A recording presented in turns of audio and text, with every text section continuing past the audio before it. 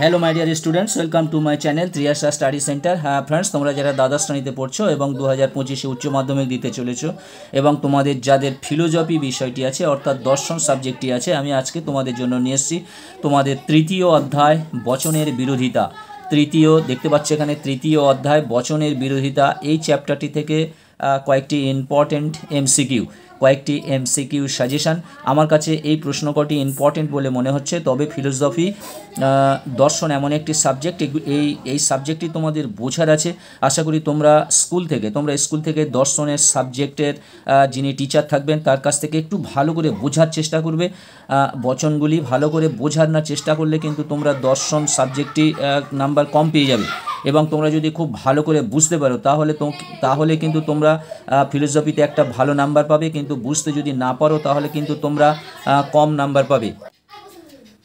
সেই জন্য বচন এবং বচনের বিরোধিতা, এই যে দুটি কেন ধরতে গেলে সমস্ত চ্যাপ্টারগুলো একটু না বুঝতে পারলে বিশেষ করে এমসিকিউ এটির সাজেশান করা খুবই মুশকিল। অবশ্যই করে তোমরা একটু ভালো করে বোঝার চেষ্টা করবে, যেটি আমার মনে হয় যে তোমরা একটু ভালো করে এটা বোঝার চেষ্টা করবে বচনগুলো, তাহলে তোমাদের কাছে খুব ইজি হয়ে যাবে। তাহলে আজকের তোমাদের চ্যাপ্টারটির নাম হলো তৃতীয় অধ্যায় বচনের বিরোধিতা, এবং আমি তোমাদের জন্য 22-23টি প্রশ্ন আজকের নিয়ে এসেছি। এরপরে চতুর্থ অধ্যায় থেকে কোনো এমসিকিউ থাকে না। আমি তোমাদের আগে প্রথম অধ্যায় এবং দ্বিতীয় অধ্যায় অলরেডি দিয়ে দিয়েছি। আজকের আমি তৃতীয় অধ্যায় থেকে এমসিকিউ দিচ্ছি। এবার নেক্সট ভিডিও তোমাদের পঞ্চম অধ্যায় থেকে নিয়ে আসবো। এসো বন্ধুরা, আমরা প্রশ্ন উত্তরগুলো পড়ে নিই। তার আগে যেটি না বললে না, তোমরা অবশ্যই চ্যানেলটি সাবস্ক্রাইব করে নাও, বন্ধুদেরকে লিঙ্ক বেশি করে শেয়ার করো, তোমরা একটা লাইক করে দিও, প্রয়োজনে কমেন্ট করো, এবং তোমরা এই পিডিএফ পাওয়ার জন্য হোয়াটসঅ্যাপ নাম্বারে যোগ দাও 9732818391। এসো আমরা একের দাগের প্রশ্ন।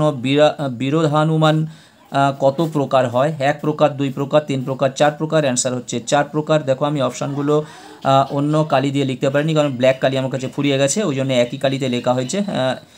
এবং আলাদা করে অ্যান্সারটা লিখিনি, আমি যে অপশানটা রাউন্ড করা আছে এই রাউন্ডটা ভরিয়ে দিয়েছি। তাহলে তোমাদের বুঝতে হবে যে অ্যান্সারটা হবে ডি।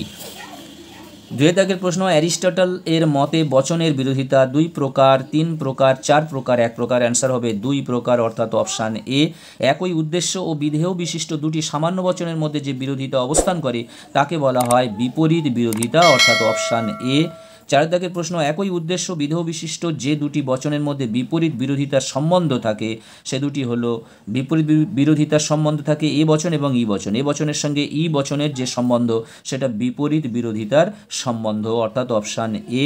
5 দাগের প্রশ্ন। যদি ই বচনটি মিথ্যা হয় তবে একই উদ্দেশ্য বিধেয়যুক্ত এ বচনের সত্য মূল্য হবে সত্য, স্ববিরোধী, মিথ্যা, অনিশ্চিত। অ্যান্সার হবে অনিশ্চিত, অর্থাৎ অপশান ডি।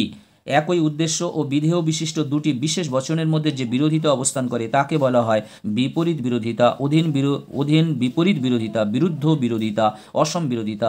অ্যান্সার হবে অধীন বিপরীত বিরোধিতা, অর্থাৎ অপশান বি। এই 7টি প্রশ্ন খুব ইম্পর্টেন্ট, এগুলো একটু ভালো করে বোঝার চেষ্টা করবে এবং উত্তরগুলো মনে রাখার চেষ্টা করবে। 7 দাগের প্রশ্ন। অসম বিরোধিতার ক্ষেত্রে যদি বিশেষ বচনটি সত্য হয় তবে সামান্য বচনটির সত্য মূল্য হবে সত্য, মিথ্যা, স্ববিরোধী, অনিশ্চিত। অ্যান্সার হবে অনিশ্চিত, অর্থাৎ অপশান ডি। বচনের বিরোধিতার ক্ষেত্রে সামান্য সদর্থক বচন সত্য হলে একই উদ্দেশ্য বিধেয়যুক্ত বিশেষ নঙর্থক বচনের সত্য মূল্য হবে মিথ্যা, অর্থাৎ অপশান বি। দুটি অভিন্ন উদ্দেশ্য বিধেয় বিশিষ্ট নিরপেক্ষ বচনের মধ্যে কেবল পরিমাণের পার্থক্য থাকলে তাদের বিরোধিতাকে বলা হয় অসম বিরোধিতা। পরিমাণের পার্থক্য থাকলে হয় অসম বিরোধিতা, অর্থাৎ অপশান সি। বিরোধানুমান হলো 1 প্রকার। অমাধ্যম অনুমান অর্থাৎ অপশান বি। এ বচন সত্য হলে ও বচন হবে মিথ্যা। এ বচন সত্য হলে ও বচন হবে মিথ্যা, অর্থাৎ এর বিপরীত বচন, এ বচনের বিপরীত বচন হলো ও বচন, অর্থাৎ অপশান বি। বন্ধুরা, তোমাদের এই চ্যাপ্টার থেকে 2টি এমসিকিউ থাকবে। তোমাদের প্রথম অধ্যায় যুক্তি থেকে 3 নাম্বার থাকবে, এবং তারপরে বচন থেকে 2 নাম্বার থাকবে, এবং এই অধ্যায় 3 এর থেকেও তোমাদের 2 নম্বর থাকবে, অর্থাৎ প্রথম, দ্বিতীয়, তৃতীয় এই 3টি অধ্যায় মিলে তোমাদের থাকবে 3 2 5 আর 2 7 নাম্বার এমসিকিউ। বন্ধুরা আবার বলি, তোমরা যারা চ্যানেলটি সাবস্ক্রাইব করোনি অবশ্যই তোমরা চ্যানেলটি সাবস্ক্রাইব করে নাও, বন্ধুদেরকে লিঙ্ক বেশি করে শেয়ার করো। 11 দাগের প্রশ্ন, ই বচন মিথ্যা হলে এ বচন হবে অনিশ্চিত। এ বচন হবে অনিশ্চিত অর্থাৎ অপশান সি। ও বচন মিথ্যা হলে এ বচন হবে মিথ্যা, অপশান বি। এ বচনের বিপরীত বিরোধী বচনটি হলো, এ বচনের বিপরীত বিরোধী বচনটি হলো এটা হচ্ছে বি অর্থাৎ ই বচন। ই বচন হলো বিপরীত বিরোধী বচন। 14 দাগের প্রশ্ন, ও বচন মিথ্যা হলে আই বচনের সত্য মূল্য হবে সত্য। ও বচন যদি মিথ্যা হয় তাহলে আই বচনের সত্য মূল্য হবে সত্য অর্থাৎ অপশান এ। 15 দাগের প্রশ্ন, একই উদ্দেশ্য একই বিধেয় পদযুক্ত দুটি বচন একই সঙ্গে সত্য হতে পারে না, এটি কোন বিরোধিতার ক্ষেত্রে প্রযোজ্য? এটি হবে বিপরীত বিরোধিতার ক্ষেত্রে প্রযোজ্য অর্থাৎ অপশান এ। 16 দাগের প্রশ্ন, যদি এ বচন মিথ্যা হয় তবে আই বচনের সত্য মূল্য হবে সত্য, মিথ্যা, অনিশ্চিত, স্ববিরোধী, অ্যান্সার হবে অনিশ্চিত অর্থাৎ অপশান সি। ই বচন সত্য হলে আই বচনের সত্য মূল্য হবে এতে সত্য, বিতে মিথ্যা, সিতে অনিশ্চিত, ডিতে স্ববিরোধী, অ্যান্সার হবে মিথ্যা অর্থাৎ অপশান বি। আই বচন সত্য হলে ই বচন হবে সত্য, মিথ্যা, সংশয়াত্মক এবং অনির্দিষ্টমান, অ্যান্সার হবে বি অপশান বি অর্থাৎ মিথ্যা। 19 দাগের প্রশ্ন, বুলীয় ভাষ্য অনুযায়ী কোন বিরোধিতাটি একমাত্র বৈধ? বিপরীত, অধীন বিপরীত, অসম বিরুদ্ধ, অ্যান্সার হবে বিরুদ্ধ অর্থাৎ অপশান ডি।